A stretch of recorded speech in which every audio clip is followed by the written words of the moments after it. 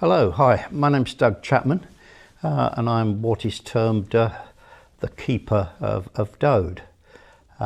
This little Norman church was built in 1100 by a man called Gundulf.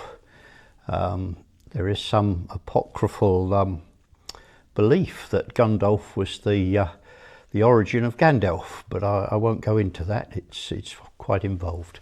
It was built on the site of a previous church, remnants of which are to be seen just behind the altar here. That previous church was Saxon in origin. That church was built on a Roman building. So underneath where the camera is, there is a Roman building. I would dearly love to excavate it and have a look at it, but I don't think that's going to be happening, certainly not in my lifetime.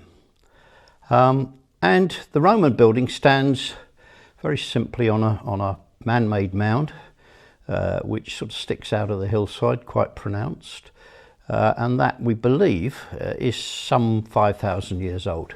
So what you've got is very simply a fairly typical sort of situation of a pagan site overlaid by other buildings and finally ending up in this little place, which is now 925 years old. It served the village of Dode until 1348, 1349, when the Black Death came. And the story is, and it is a story, I'm sure it's not true, is that everybody perished. Personally, I think that probably at least a half of the people here died. We have located a spot where we're 99% certain there is a plague pit, a mass burial pit to the south of the building. And the size of that indicates that quite a lot of people passed away. But I truly believe that the rest of the people very simply, packed up their meagre belongings, probably went to Rochester, maybe Gravesend, and started a new life. And so this village, or the village that this church used to serve, then literally fell into disuse. The last priest was a man called William Deniston or William de Newton.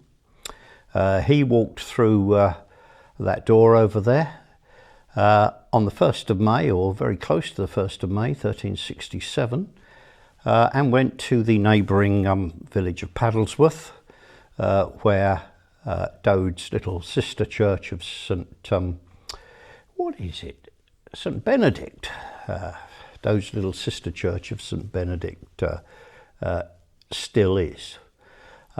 We have recently formed a relationship with St Benedict, and purely with the idea, with the goal of bringing life back to that little church also. It's been empty for about 350 years, whereas Dode was empty for about 650 years.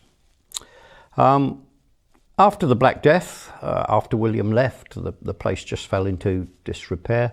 Eventually the roof fell in. Parts of the upper walls became quite ruinous. The door was missing. And the little place just slept. It slept until the beginning of the Edwardian times, 1904. A man called George Matthews Arnold, he bought it. He restored the roof and any missing stone, etc. And promptly died. It wasn't surprising, he was well into his 80s, nothing to do with Dode or the Black Death, but George did us a great favour by putting the roof back on that you see. It's my sort of stated intention that if we can, and if we can get permission within the next 2 years, we take the tiles off, which aren't age appropriate, and rethatch it with long straw. A little bit in the future, but hopefully that will come to pass. As I say, George restored the building, put the roof back on, and popped his clogs. His family inherited it, and I don't think they knew what to do with it because nobody came here again. So for another 50 odd years, the place just stood empty. Eventually in the 1950s, his family decided to gift it to the Catholic Church because if you think about it, it was always in the Catholic faith. It had never been in any other faith. The building had been empty and locked up for 150 years before Henry VIII decided he fancied Anne Boleyn. And we had the split with Rome.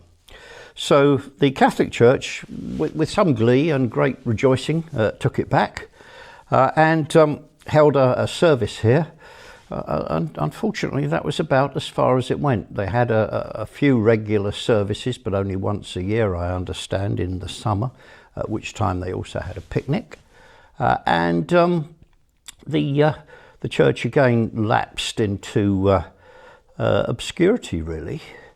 And then something happened. I suppose how you look at it, young people got wheels. And they came here in their droves in the 70s and the 80s because it was meant to be haunted, because they came up here to basically frighten each other. It's all sort of rather silly, but that's what happened. And then 35 years ago, I'd read about this place previously in a magazine in the 1970s, believe it or not. And the article sort of told me of a deserted Norman church in the middle of, more or less in the middle of nowhere, amongst the trees and the fields. Quite a romantic story. It had stayed with me until the end of the 80s, beginning of the 90s, when this place came up for sale by auction with a planning application to turn it into a house.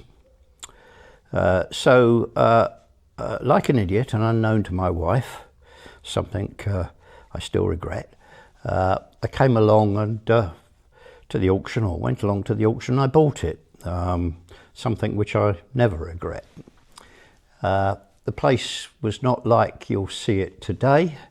The tiles on the roof were missing, the door had been burnt off, the altar was smashed up, there was graffiti all over the walls, and spliff ends, lager cans and needles all over the floor. So we came in with some brooms, started tidying it up, and 10 years later we ended up with more or less what you see today. The door was an interesting thing. That was given to me 31 years ago by a gentleman called Tony Hicks from Romney Marsh, who was a specialist in oak buildings. At that time, 30 years ago, we didn't have a door. What happened was the last person in the winter had to hold a sheet of hardboard against the wall, against the door opening, and hopefully keep us warm, particularly for the carol concerts, etc. Well, the last person in the door that year was Tony, and it was cold and it was windy. And at the end of the ceremony, Tony came up to me and sort of said, "Doug, you've got a big birthday coming up, haven't you, in May?" I said, "Yes." "Why?" He said, "You're going to have a door for your birthday, because I'm never going to do that again." And that door arrived on the 4th of May, and we put it up on the 5th of May, and it was a turning point, really. We could now keep the place warm and we could keep it secure. Before, there'd just been a grill there. And so gradually the place came back to life. 25 years ago, we were the resurrection story one Easter.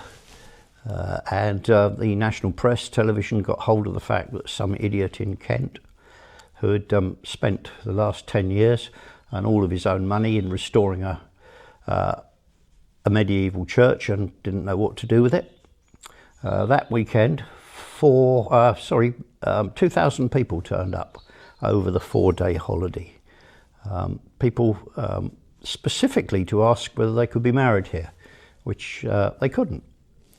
We explained that to them. If at that time you could get married in a register office or you could get married in a church, but there was no other places to be married.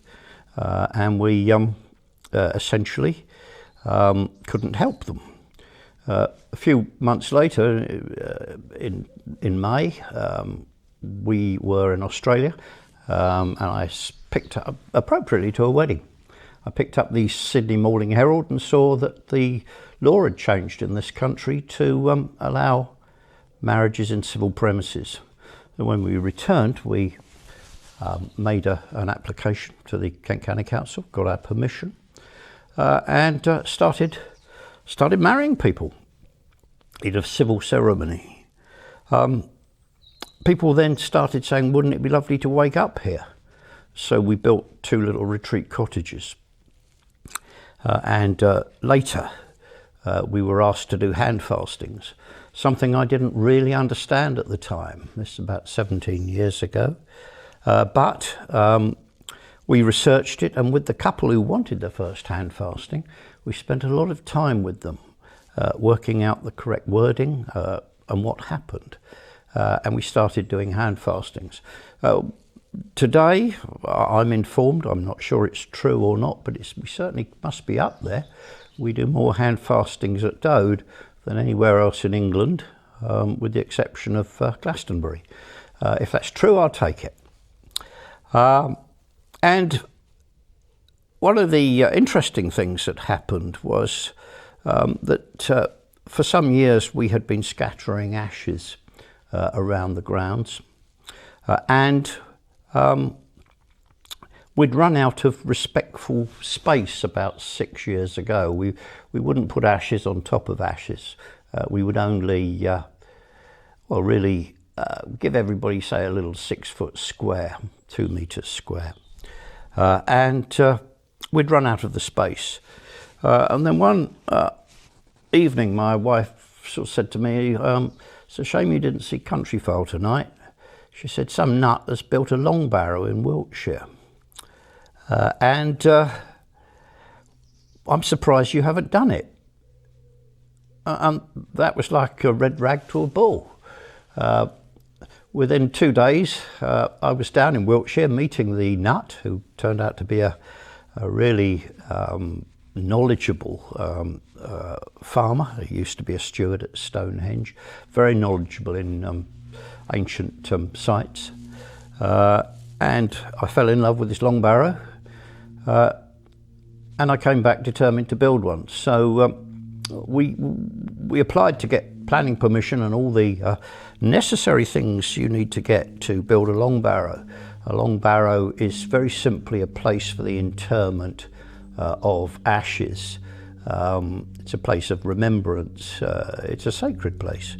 There are many remainders of that in Kent. Kit's Coty House, Little Kit's Coty, Cauldron Stones, the Chestnuts at Addington. There are many remnants of long barrows in Kent, many of which are still revered, many of which are still visited and respected today, 5,000 years after they were built.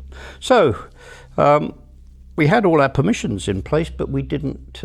We couldn't build it because we had weddings booked up for the next 3 years, and it wouldn't be fair to, particularly to a bride. The groom's not quite so bothered, but the brides, oh yeah. It wouldn't be fair to a bride to turn up, having seen this place 2 years ago, and then find a building site at the bottom. So we couldn't do anything. And then one day, Boris, remember him, came on the television and told us that we had to shut up shop. Everybody did. We had to close the church. We had to postpone all of the weddings. We had to close the retreat cottages. And we found ourselves with time on our hands.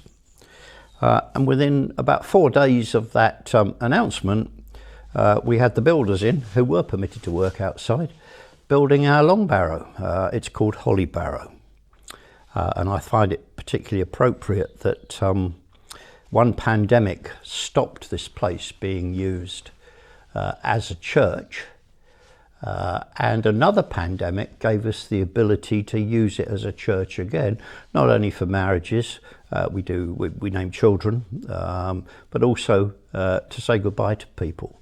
So I think the irony and the beauty of that is hugely important. And sort of that brings this little place up to date. Obviously over the years it will change. My next stated goal is to thatch the roof, as I said before. I hope to do that before I join George up in the sky there, or wherever you end up. Whatever we do here is humanist. It is nature-based. We accept all religions. We don't mind if you are Christian, Muslim, pagan, Hindu, Sikh. You can be whatever you like. Just one thing, don't come in here and say my God's right and all yours are rubbish. All that'll do is probably get you thrown through the door. And we feel strongly about that. That's the ethos of Dode. The team that now run it with me are very much of that ethos. So I think I've probably said everything I want to say for. There you go.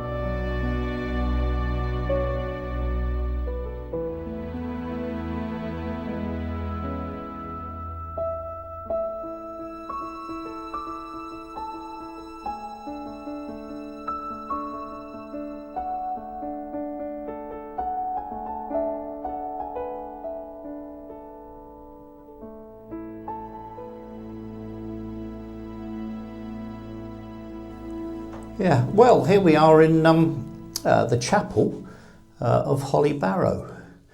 Now, Holly Barrow was built about 6 years ago.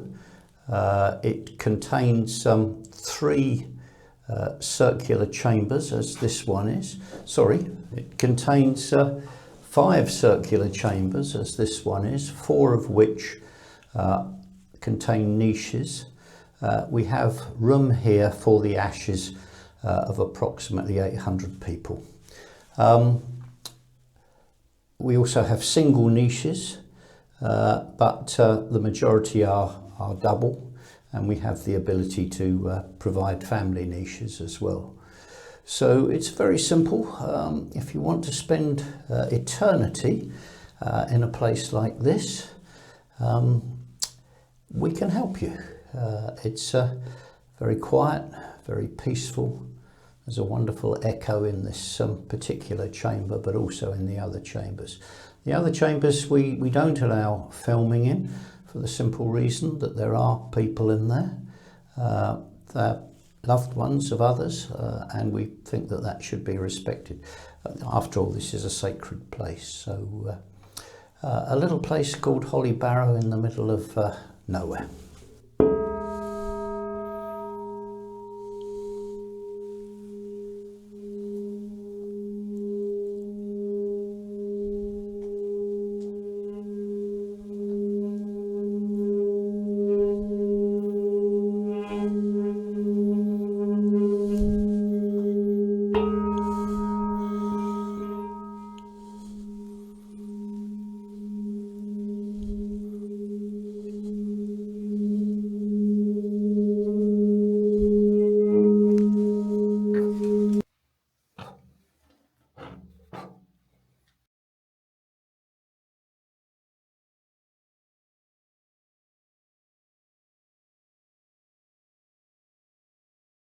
Hey everyone, welcome back. I just want to say thank you to Doug for showing us around. I say Dode, I say Holly Hill. Holly Barrow. Holly Barrow, apologies. Holly Barrow. Holly Hill is up there. Yeah, Holly Hill is up the road. And say the Stone Circle, and telling us all the history that is here and the services they provide. So if you want to get in touch or see what the services they offer, check out the links below. And we hope you've enjoyed this really interesting and amazing special essay episode. And we'll see you again next time.